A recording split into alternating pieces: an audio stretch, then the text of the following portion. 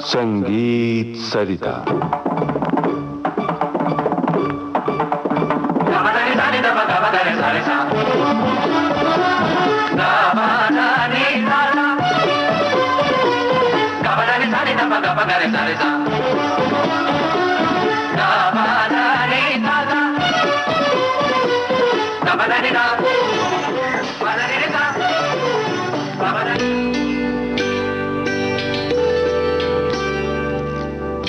नमस्कार श्रोताओं, संगीत सरिता कार्यक्रम में इन दिनों आप सुन रहे हैं श्रृंखला वायलिन के विविध रंग। आमंत्रित कलाकार हैं जाने माने वायलिन वादक श्री कैलाश पात्रा। आपसे बातचीत की है जयंत पात्रीकर ने। लीजिए, आज प्रस्तुत है इस श्रृंखला की 13वीं और अंतिम कड़ी, वायोलिन के विविध रंग। इस श्रृंखला के अंतिम चरण पर हम आ पहुंचे हैं। श्रोताओं, आप सभी का स्वागत है। कैलाश जी संगीत के जो सीखने वाले हैं, विशेषकर जो वायलिन सीखना चाह रहे हैं, उन विद्यार्थियों की सुविधा के लिए कुछ बातें आपसे जानना चाहेंगे। बहुत कंफ्यूजन होता है कि किस तरह से सीखा जाए। आजकल तो ऑनलाइन ट्रेनिंग भी हो रही है। हाँ जी। इंटरनेट के जरिए वायलिन या अनेकों वाद्य सिखाए जा रहे हैं, गाना सिखाया जा रहा है। क्या ये तरीका सही है, आपको लगता है? देखिए, पहले विद्यार्थियों के लिए मेरा ये बात है कि डर एक शब्द है, वो आपका जीवन में आना नहीं चाहिए। आपका मन में ये बात आना चाहिए जी, नहीं होगा। किसका हुआ है कि मेरा नहीं होगा, और हुआ है तो कितना हुआ है, सब लोग जितना किया मेरा भी उतना हुआ है। ये जो डर है उसको हटाना है। ऐसा कोई नहीं है, कोई भगवान तो नहीं है ना। कोई 10 कर रहा है, कोई 15 कर रहा है, कोई 20 कर रहा है, मेरा 5 होगा तो संख्या में ही तो होगा। डरना नहीं है। और गुरुओं के लिए मेरा एक रिक्वेस्ट है, बच्चों के अंदर खुशी पैदा करे संगीत के लिए। हाँ, बच्चों का तो खुशी, ये गुरु देखते ही बच्चा डर ना जाए, खुश हो जाए कि मेरा गुरु आ गए। हम लोग जो फील किया वही बोल रहा हूँ। हमारा गुरु के पास हम जब गुरु आते थे, लगता था कि कोई 5 लाख रुपया हमको कोई दे रहा है। हाँ, ये गुरु आ गया, आज सिखाएंगे, दिन भर सिखाएंगे। तो ये बात है। और वायलिन कैसा साज है आपको बताऊं, एक छोटी सी बात है। ऐसे आप देखेंगे अंदाज से तो ये 1 फुट का दिख रहा है आपको, 1 फुट 2-3 इंच का होगा, ऐसे 13 इंच का। लेकिन इसको ऐसा उठा है ना, आपको पहाड़ से भी बड़ा लगेगा। ऐसे अगर उठा के बजाने के लिए कोशिश करें, ये चीज पहाड़ से ज्यादा लगेगा। 1 ऑक्टेव, 2 ऑक्टेव, 3 ऑक्टेव तो बजाने के लिए तो आपको 100 साल उम्र चला जाएगा। तो इतना बड़ा विद्या है, उसमें से हमको थोड़ा सा सीखना है जी, तो डरने की कोई बात नहीं है। और ये कि ट्यूनिंग जो मैं शुरू से बताया था, एक ट्यूनिंग में जीवन का शुरुआत कीजिए, उसी ट्यूनिंग में आपका जीवन का अंत होना चाहिए। बार बार ट्यून चेंज करके अपना दिमाग का संतुलन को मत बिगाड़िए। क्या है ना, उसमें हम कंक्रीट नहीं कर पाते कि ये हमको करना है, कंफ्यूज हो जाते। ये सा था, फिर स्ट्रिंग में सा आ गया, यहाँ ऐसे होता है। हिंदुस्तानी म्यूजिक स्पेशली बोलता हूँ। देखिए, 2 बात है। गुरु का मतलब है भारी वजन, और वहाँ छात्र का मतलब है हल्का। तो हर टाइम यही देखा गया, जो हल्का है, जो छोटा है, वो बड़ों से सीखने जाता है, लेने जाता है। तो दोनों का धर्म बनता है कि ऐसा हो जाए कि दोनों बराबर हो जाए, कोई छोटा नहीं कोई बड़ा नहीं। ठीक है ना? जी, तो जी। इसमें संगीत हमारा आगे बढ़ेगा। संगीत हमारा इतना बड़ा चीज है, उसको कोई ले दे के खत्म नहीं कर सकता। रादर हम किसी को देने से मेरे पास कुछ चीज, मेरा जो उम्र हो जाएगा, ये हो जाएगा, कुछ खत्म होने वाली चीज वो आगे बढ़ जाएगा, तो मुझे ही खुशी होगी कि मेरे कोई बच्चा बजा रहा है, कि मेरे कोई स्टूडेंट बजा रहा है। तो डर इसको हटा दे। और हम लोग तो चाहते हैं कोई ऐसा पूछने वाला बच्चा आए कि पूछे, भाई वायलिन से दरा ना ना ये कैसे आएगा। हम तो खुशी होता है कि भाई ये बता दें उनको, ये हो जाएगा, इसी उंगली से लो, ये लो। और गुरु के पास इसलिए तो जाता है रास्ता ढूंढने, और किस लिए जाता है। और हम लोगों को भी ये बोलना नहीं चाहिए तुमको आता नहीं। अरे आता नहीं इसलिए आया है, ये मान के चलेंगे। और स्टूडेंट कितना डांटेंगे गुरु, उसको बर्दाश्त करके चले, डर नहीं। गुरु भी हमारा जैसा एक इंसान होता है। सदियों से संगीत की परंपरा चली आ रही है, मगर पिछले 20-25 सालों से दुनिया का संगीत करीब आ रहा है। हाँ। एक दूसरे से मिल रहा है, बिल्कुल, जिसे फ्यूजन संगीत कहा जाता है। हाँ। इसके बारे में आपके क्या विचार है? फ्यूजन संगीत क्या है? दूसरा देश के संगीत में वही बोल रहा कि जो श्रुतियों का डिफरेंस संगीत। जी, श्रुतियों का मतलब आपको सा कोई लगा दिया, आपको लगेगा वेस्टर्न म्यूजिक है। सा कोई लगा दिया, आपको लगेगा कर्नाटक म्यूजिक बजेगा। सा कोई लगा दिया तो आपको लगेगा हिंदुस्तानी म्यूजिक बजेगा। तो वो दोनों अलग अलग विधाओं को इकट्ठे मिला के बजाना जी फ्यूजन म्यूजिक है। और दोनों सिस्टमेटिक है। देखिए, 3 ताल में वो 4 मात्रा है, मेरा आदि ताल में 8 मात्रा है, वहां वेस्टर्न बीट में 4 मात्रा है। तो ये 16 मात्रा, 4 मात्रा, 8 में क्या डिफरेंस है? आप एक में 4 बोलिए, चाहे एक में 16 बोलिए, तो उसको इकट्ठे करके एक सुंदर चीज बनाना फ्यूजन का काम है। जी और फ्यूजन का ये मतलब नहीं कि आप कुछ भी बजाओ अनवसरना, उसका भी एक सिस्टम होता है। जी जी। उसको भी जानना सीखना पड़ता है। एक वाक्य है, हजारों कलाकारों के बीच आप अकेले वायलिन बजा रहे हैं। हाँ, वो श्री रविशंकर जी के एक बहुत बड़ा नाद ब्रह्म करके ऑर्केस्ट्रा जैसे सितार का हुआ था। गुरुजी का इच्छा था कि मैं बहुत सारे इंस्ट्रूमेंटल इसको इकट्ठे करूँ, क्योंकि वो म्यूजिक को बहुत प्यार करते थे। जी जी। तो उसमें मेरा सिलेक्शन ही हुआ, सोचे कि मेरे को मौका मिला बजाने के लिए, बहुत एंजॉय किया मैंने उसको। आज हमारी श्रृंखला की अंतिम पड़ाव पर हम हैं। तो आमतौर पर संगीत सभाओं में समापन जो होता है वो भैरवी से होता है। ओके, तो आज भैरवी राग की चर्चा करें। हाँ जी, हाँ जी। एक मिश्र भैरवी बजाऊंगा, क्योंकि अगर प्योर भैरवी बजाते हैं फिर राग से कुछ अलग नहीं होगा वो। जी जी। प्योर भैरवी बज सकता है, ठीक है जी। तो मैं मिश्र भैरवी बजाता हूँ, जिसमें कोई पाबंदी नहीं होगी, कोई भी स्वर लगाया, कोई भी नोट बजाया, इसलिए मैं मिश्र भैरवी बजाना कोशिश करता हूँ।